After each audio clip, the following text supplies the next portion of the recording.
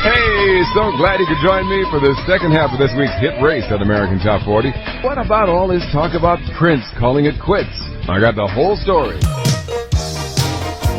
American Top 40. For Casey Kasem, I'm Charlie Van Dyke.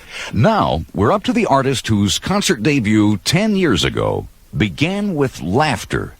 The audience ridiculed him. This singer and songwriter was born in the city of Minneapolis 25 years ago. In his early teens, he formed his first group with his cousin, Charles Smith, and his best friend, Andre Simone. He and Andre played guitars, and Charles played the drums. They called themselves Grand Central, and every day they practiced in the basement of Andre's mother's house. Well, finally, the day came when Grand Central was ready to face the public.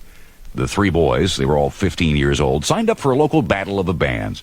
When they arrived on the scene, they met the competition, groups with top-notch instruments and equipment, while the boys had just cheap little instruments and these teeny-tiny amplifiers.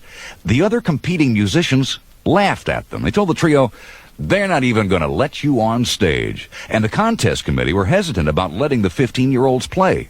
But they finally said, okay. When the three boys walked out on stage, the entire audience laughed at them. Look at those amps. Look at those guitars, they said. They're just kids. What can they do? Well, those kids did a lot. They played their hearts out, singing songs from all kinds of acts, from Jimi Hendrix to the Spinners to Grand Funk. And by the time it was over, the audience were on their feet cheering. Grand Central won the contest, and a first prize of $75. Well, more than that, they won respect. Charles Smith, Andre Simone, and the singer and guitarist who 10 years later has become one of the hottest new superstars in music, Prince Rogers Nelson. His latest smash is at number 21 this week on American Top 40. Prince and the Revolution with Raspberry Beret. 1, 2, 1, 2, 3. Do, American Top 40. With all the stars and songs, I'm Shadoe Stevens. And now we're up to the multi-platinum pop star who was once booed off stage from coast to coast. It happened back in 1981. He was the opening act for the Rolling Stones, and the lineup on a large part of the American tour went like this. The Stones played last, of course, but before them came the J. Geils Band. Ahead of Geils were George Thorogood and the Destroyers, and the first act on stage, opening the whole thing, was a fairly unknown funkster from Minneapolis. So did the audience give him a fair shake? No. Sometimes they were even hostile. They not only booed him, they threw things at him and his band and forced them off the stage. But he didn't let all that set him back. No, he forged ahead and eventually conquered the country and the charts. He's had 3 number-1 albums, and on the Billboard singles chart he's had 19 top 40 hits, 14 of them top 10s, including 4 number 1s. When Doves Cry, Let's Go Crazy, Kiss, and Bat Dance. Here's the man who was once booed off stage 8 years ago on tour with the Rolling Stones and today is a superstar himself. That purple potentate of pop guaranteed to explode with surprises. Prince, at number 34 on American Top 40, here's Party Man. American Top 40. You're with the Shadow on AT40. He's personally had a lot of top hits over the past 10 years. And he's also written or co-written a lot of them for other artists, sometimes under his own name and sometimes under pen names like Alexander Nevermind, Christopher, and Jamie Starr. And when you put all those hits together, you really begin to see and hear what an original and gifted musical dynamo he really is. So that's exactly what we've done, starting with this hit, a song that he came up with for Sheena Easton.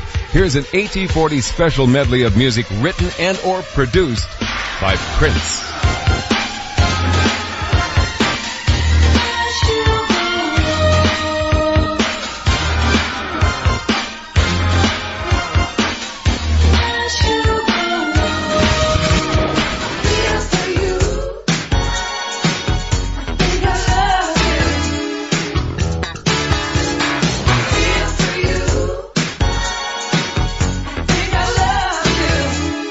Just another manic Monday.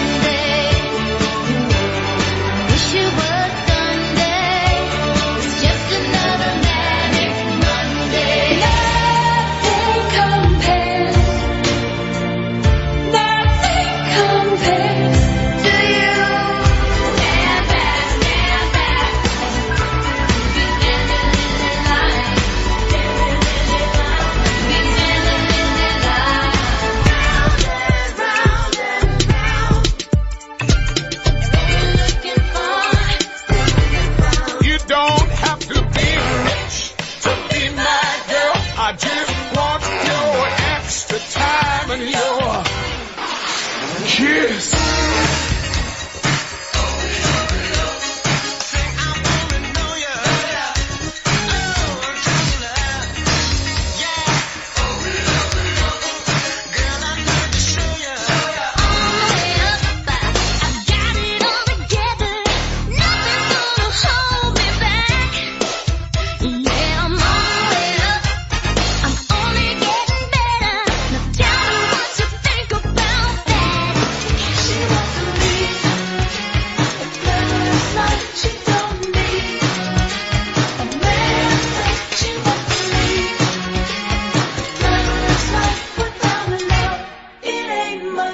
And that's the 1840 Prince collection. We heard songs he wrote, co-wrote, and sometimes even produced as well for other acts. It started with Sugar Walls by Sheena Easton. He wrote that as Alexander Nevermind. Then there was I Feel For You by Shaka Khan, Manic Monday by the Bangles, Nothing Compares to You, the number one song of 1990 for Sinead O'Connor. Then a song inspired by Prince, Stand Back by Stevie Nicks, followed by Round and Round by Tevin Campbell, Kiss by Art of Noise featuring Tom Jones, and we finished with Jungle Love by The Time, On the Way Up by Elisa Fiorillo, and Glamorous Life by Sheila E. And now the reason for that little trip through Prince's musical past is all because of the latest song co-written by the Purple One, now the Yellow One, and recorded by another singer, now at number 15. Here's Martika and Love Thy Will Be Done. American Top 40! Go with the Shadow on American Top 40, and if you heard it and didn't believe it, it's true. At 34 years old, Prince is retiring from his studio recording career after 14 albums. He made that announcement a couple of weeks ago. Shocked the music community. Really shocked his label. After all, he just signed a $100 million deal with Warner Brothers. He's promised to deliver 6 more albums. No problem. According to the people at Prince's Paisley Park Studios, Minneapolis, he has over 500 songs, more than 500 unreleased songs on tape already. He could release albums well into the 21st century, and he's so far ahead of almost everybody else in innovations it'll probably sound fresh for years. The official statement went like this. The move was prompted by Prince's growing need to explore less conventional approaches to music and media in order to keep up with the escalating advances in technology. We read that in the morning papers. At number 18, here's Prince. He realized that she was new to love, naive in every way. Back to back. Beat to beat. What you say? Back to back. Beat to beat. Say what? American Top 40! Whoa, speaking of special, get ready for our holiday edition of Fun Fast Facts we call Music. If this Christmas season has you feeling alone and blue, get purple instead. In this week's Entertainment Weekly magazine, there's a half-page ad in the personals that reads, Eligible bachelor seeks the most beautiful girl in the world to spend the holidays with. Not so out of the ordinary until you look at the picture of the man taking out the ad. Even though his face is somewhat disguised, there is no mistaking Prince. And if you're saying, no way, it's Prince, consider this. The ad says to send videos and photographs to Paisley Park Enterprises. And that, my friends, does it for this holiday edition of Music. American Top 40. But slipping to number 39. It's the 30th Top 40 hit for Cymbal Guy, the former Prince. A couple of weeks ago, he held listening parties at his Glam Slam clubs in Minneapolis, Miami, and right here in L.A. to preview his new album called Come. The material on the album was all recorded before the name change, but Prince stuff has a way of staying pretty fresh in the can, so to speak. His recent top 10 of the most beautiful girl in the world is right here at number 39. Could you be?